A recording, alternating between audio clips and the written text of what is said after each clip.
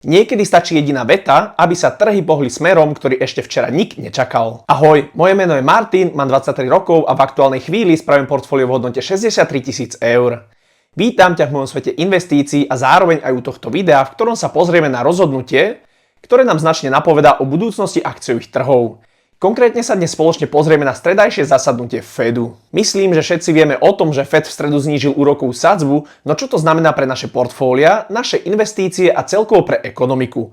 V dnešnom videu nás preto čaká 7 bodov, kde si prejdeme základy menovej politiky, aké boli očakávania pred zasadnutím, ako sa Fed rozhodol, pozrieme sa na vyjadrenie Powella a jeho tón, bude nás zaujímať projekcia a očakávanie sadzieb, pozrieme sa na reakciu trhov, no a na záver si povieme, čo táto situácia znamená pre bežného investora. Začal by som teda bodom číslo 1, základy menovej politiky. Fed je centrálna banka Spojených štátov a jej hlavnou úlohou je zabezpečiť, aby ekonomika fungovala stabilne, aby inflácia nebola príliš vysoká ani príliš nízka a aby trh práce zostal silný. Fed teda nesleduje iba čísla, ale reálne podmienky v celej ekonomike, od cien potravín a energií až po to, ako rýchlo rastú mzdy a koľko ľudí si hľadá prácu. Jedným z jeho najdôležitejších nástrojov je schopnosť kontrolovať množstvo peňazí v obehu. V obdobiach kríz môže Fed vytvárať nové peniaze a nakupovať za ne štátne alebo hypotekárne dlhopisy. Týmto krokom dostane do bankového systému čerstvý kapitál a banky potom majú viac zdrojov na poskytovanie úverov. Tento proces sa nazýva kvantitatívne uvoľňovanie a používajú ho najmä v časoch, keď ekonomika potrebuje podporu. Druhým a ešte dôležitejším nástrojom sú úrokové sadzby, teda úrok, ktorý ľudia a firmy platia pri pôžičkách. Toto je kľúčový bod pre pochopenie vplyvu Fedu na ekonomiku. Keď Fed drží úroky nízko, požičiavať si je lacné, firmy môžu omnoho jednoduchšie financovať nové projekty, rozširovať výrobu alebo investovať do technológií. Domácnosti si zase môžu dovoliť hypotéky s nižšou splátkou a úvery na auto alebo spotrebu sú dostupnejšie. Výsledkom je, že ľudia viac míňajú a firmy viac investujú, čo zrýchľuje ekonomický rast. Ak však ekonomika rastie príliš rýchlo a ceny začnú skokovo stúpať, teda inflácia je vysoká, Fed pristúpi k znižovaniu úrokov. Vyšší úrok znamená vyššie splátky úverov, drahšie hypotéky a nárast nákladov pre firmy. To spôsobí, že ľudia začnú míňať opatrnejšie, firmy odkladajú niektoré investície a dopyt po tovaroch a službách prirodzene klesá. Tým sa znižuje tlak na rast cien a inflácia sa začne vrácať do normálu. Fed teda v praxi rozhoduje o tom, ako ľahké alebo náročné je v krajine si požičať peniaze a tým priamo ovplyvňuje rýchlosť ekonomiky. Sleduje pritom desiatky rôznych ukazovateľov, napríklad infláciu meranú cez CPI alebo PCE, vývoj miest, nezamestnanosť, počet nových pracovných miest, rast HDP a celkovú finančnú stabilitu. Každé jedno rozhodnutie Fedu sa následne okamžite prejaví na akciových trhoch, výnosoch dlhopisov, hodnote dolára a dôvere investorov, pretože určuje prostredie, v ktorom spoločnosti podnikajú a v ktorom investori rozmýšľajú nad budúcimi výnosmi. Práve preto sú zásadnutia Fedu tak sledované a práve preto aj malé zmeny v ich komunikácii dokážu výrazne ovplyvniť sentiment na trhoch. Myslím, že v rámci nejakého vysvetlenia by tento popis mohol stačiť a teda sa presunieme k druhému bodu a to k očakávaniam pred zasadnutím. Pred samotným zasadnutím boli očakávania trhu veľmi jednoznačné a už niekoľko dní vopred sa vytváral pomerne silný obraz o tom, čo by Fed mohol urobiť.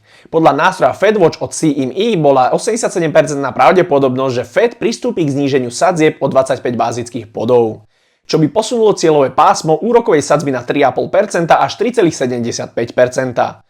Pravdepodobnosť ponechania sadzieb bola 12% a pravdepodobnosť zvýšenia sadzieb bola v tom momente na úrovni 0%. Trh tak ešte pred zasadnutím zacnil takmer úplnú istotu toho, že úrokové sadzby budú znížené.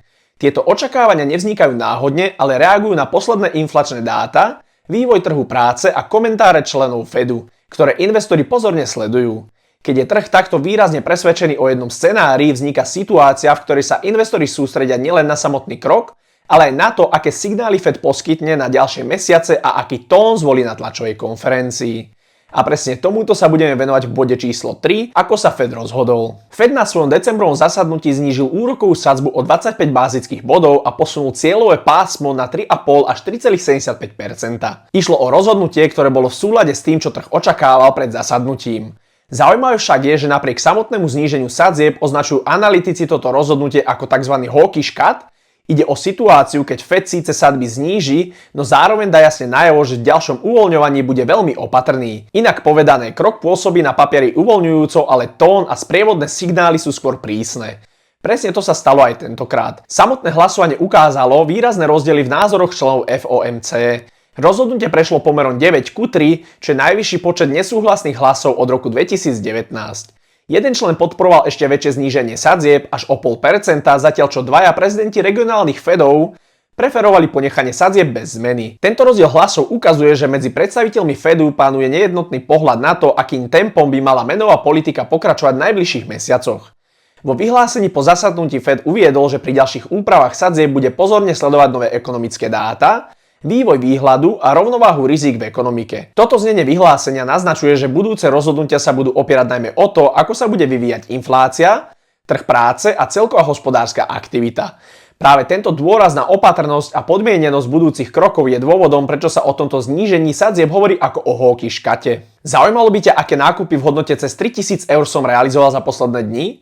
Ak áno, tak sa pridaj na môj investičný Discord server, ktorý je úplne zadarmo. Mimo obchodov tam nájdeš aj moje tabuľky a modely, ktoré využívam pri počítaní férových cien spoločnosti. No a taktiež sa dostaneš do skvelej komunity investorov a ako som už povedal, tak úplne zadarmo. Link na pripojenie ti nechám dole v popise videa spoločne aj s ostatnými linkami, či už na môj Instagram, Bulios alebo aj portfolio tracker Snowball. No a teraz sa presuňme k Powellovmu vyjadreniu a jeho tónu. Na tlačovej konferencii po zasadnutí pôsobil Jerome Powell prevažne optimisticky, najmä pokiaľ ide o celkovú kondíciu americkej ekonomiky. Zdôraznil, že ekonomika je podľa neho mimoriadne silná a odolná, no zároveň pripomenul, že inflácia sa stále drží nad cieľom a Fed preto musí postupovať opatrne. Upozornil aj na to, že časť ekonomických dát bola po vládnom shutdowne zverejnená s oneskorením, čo komplikuje hodnotenie aktuálneho stavu ekonomiky a znižuje istotu pri rozhodovaní. Powell zároveň spomenul, že Fed pristupuje aj k technickému kroku na stabilizáciu likvidity a počas nasledujúcich 30 dní nakúpi štátne pokladničné poukážky v hodnote $40 miliárd, pričom nákupy majú zostať zvýšené niekoľko mesiacov. Tento krok má pomôcť upokojiť tlak na trhoch krátkodobého financovania. Powell zdôraznil, že ďalšie kroky Fedu budú závisieť od nových údajov a vývoja rizík, pričom neponúkol jasný signál o tom, či sa cyklus znižovania sadzieb bude v blízkej budúcnosti ďalej zrýchlovať. Jeho tón tak pôsobil zmiešane. Na jednej strane vyzdvihoval silu ekonomiky, no na druhej strane zdôrazňoval potrebu opatrnosti pri ďalšom uvoľňovaní menovej politiky. No a teraz sa posunieme k ďalšiemu bodu: projekcia a očakávanie úrokových sadzieb. Najnovšie projekcie Fedu a tzv. Dot plot ukázali, že členovia FOMC očakávajú v roku 2026 už len jedno zníženie sadzieb a v roku 2027 ďalšie jedno zníženie, po ktorom by sa úroková sadzba stabilizovala okolo dlhodobého cieľa 3%. Tieto projekcie zostali nezmenené oproti septembru, čo naznačuje, že Fed v dlhodobom horizonte nepočíta s agresívnym uvoľňovaním menovej politiky. Z dot plotu je zároveň viditeľné, že medzi členmi výboru panujú rozdielne názory na to, kam by sa sadzby mali uberať. 7 členov dokonca uviedlo, že v budúcom roku nevidia priestor na žiadne ďalšie zníženie. Okrem vývoja sadzieb Fed upravil aj pohľad na ekonomiku. Očakávaný rast HDP v roku 2026 zvýšili na 2,3%, čo je o 0,5 percentuálneho bodu viac ako v predchádzajúcej projekcii. Fed zároveň predpokladá, že inflácia zostane nad cieľom 2% až do roku 2028, čo potvrdzuje, že návrat k nízkoinflačnému prostrediu bude pomalý a postupný. No a ako brali tieto projekcie investori? Tak na to sa pozrieme v bode číslo 6, aká bola reakcia trhov. Reakcia trhov po tomto zasadnutí bola celkovo veľmi slabá a nevideli sme nič, čo by stálo za výraznejšiu pozornosť. Indexy sa hýbali len mierne hore a dole, takže tam neprišiel žiadny jasný smer ani výraznejšia reakcia na zníženie sadzieb. Oveľa zaujímavejšie to však vyzeralo pri dlhopisoch, kde sme videli naozaj výrazné pohyby. Výnosy dvojročných dlhopisov sa prepadli približne o 0,33% a 10-ročné dlhopisy klesli takmer o 1%, čo je na tak krátky čas pomerne veľký pohyb. Euro voči doláru po tomto kate a Powellových vyjadreniach vystrelil na najvyššiu úroveň za posledné 2 mesiace, takže tam bola reakcia oveľa výraznejšia ako na samotných akciách. Medzi sektormi sme nevideli takmer žiadne väčšie rozdiely, ale reakciu ukázali small caps spoločnosti. Index Russell 2000 si počas stredy a štvrtka pripísal približne 2%, takže menšie firmy boli najcitlivejšie na to, čo Fed urobil a povedal.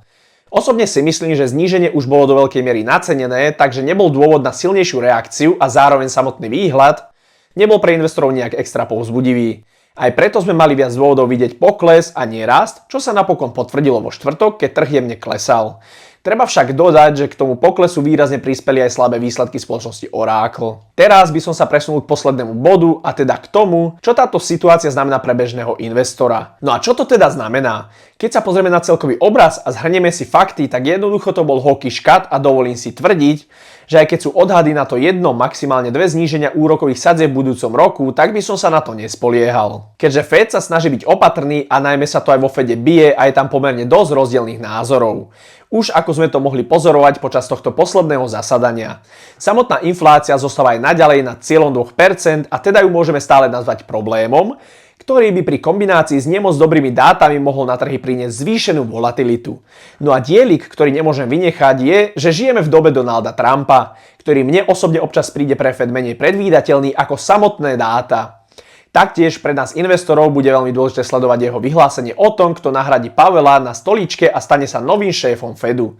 Podľa všetkého by to mal byť, nechcem povedať Trumpov kamarát, ale možno v konečnom dôsledku to bude človek, ktorý bude podporovať Trumpovú myšlienku prudkého znižovania sadzieb. Či je to správne alebo nie, to nechám na vás, no za mňa sadzby nie sú niečo, s čím sa môže hýbať, ako si niekto zmyslí, a v prípade prudkého znižovania sadzieb by sme sa mohli dostať do prostredia narastujúcej inflácie. No v konečnom dôsledku to teraz vidím dobre a nemyslím si, že by sme sa blížili nejakej recesii alebo problému. Každopádne bude veľmi dôležité sledovať dáta, ktoré nám určite povedia viac a možno sa predsa dostaneme aj k väčšiemu znižovaniu sadzieb, ako sa dnes predikuje. A v prípade, že by sa sadzby znižovali viac, ako sa očakáva, tak by z toho veľmi ťažili malé spoločnosti, ako sú Navitasy, Opendoory alebo nejaké Semtechy. No a aby investor nemusel z týchto spoločností vyberať a hrať povedzme ruletu, tak existuje ETF, ktoré aj ja sám pravidelne mesačne nakupujem a má ticker zprv.de. A myslím si, že toto môže byť taká bezpečnejšia cesta, ako vyťažiť niečo málo z možného znižovania úrokovej sadzby a následného rastu small cap spoločností. Samozrejme, pomimo si budem kupovať nejaké raketky, ale o tých vám vo videách rozprávať nebudem, no na Discorde si o nich popísať určite môžeme. No a pre tento týždeň a toto video by to bolo všetko. Ďakujem každému, kto si video pozrel celé až do konca a prajem vám dobrý štart do nového týždňa. Moja tvorba má za účel zdieľať s vami moje poznatky. V žiadnom prípade to nie je investičná rada alebo odporúčanie. Moje videá sú obraz mojej cesty svetom investícií a sú informačné a najmä motivačné.